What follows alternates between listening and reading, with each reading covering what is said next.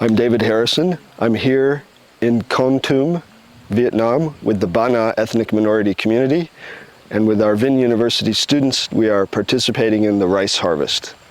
They harvest rice twice a year, and they've developed their own special type of rice that has a unique texture and flavor. We're here to study the environmental intelligence of the Bahnar ethnic minority community.